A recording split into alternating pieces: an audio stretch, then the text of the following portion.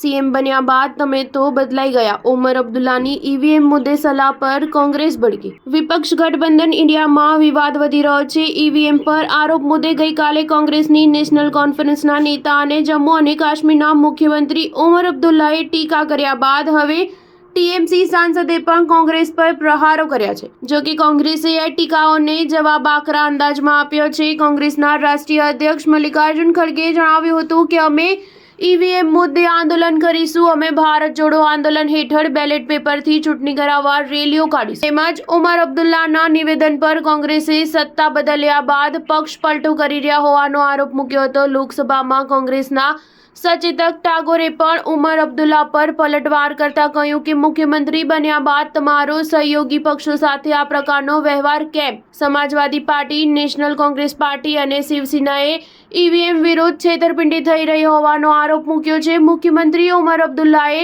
તથ્યોની તપાસ કરવી જોઈએ। જાણ્યા અજાણ્યા વિના આ પ્રકારના નિવેદન આપવા જોઈએ નહીં। મહારાષ્ટ્રમાં કોંગ્રેસના ગઠબંધન મહાવિકાસ અઘાડીની કારમી હાર પર ઈવીએમનો મુદ્દો ફરી પાછો ઉછળી રહ્યો છે। સોમવારે મહારાષ્ટ્ર વિધાન ભવન ખાતે વિપક્ષ દ્વારા વિરોધ પ્રદર્શનો કરી ઈવીએમના સ્થાને બેલેટ પેપરથી ચૂંટણી કરાવવાની માંગ કરવામાં આવી હતી।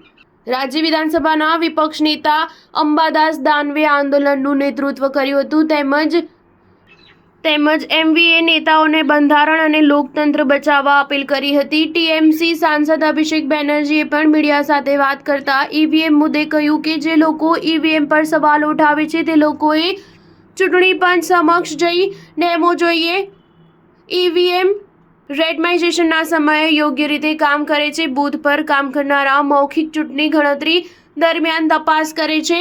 જો ઈવીએમ હેક થઈ શકે તો ટ્રીક બતાવો કે કેવી રીતે ઈવીએમ હેક કરી શકાય। માત્ર વાતો કરવાથી કંઈ નહીં થાય। સ્ટાર ન્યૂઝ 7 હંમેશા સચ્ચાઈની સાથે।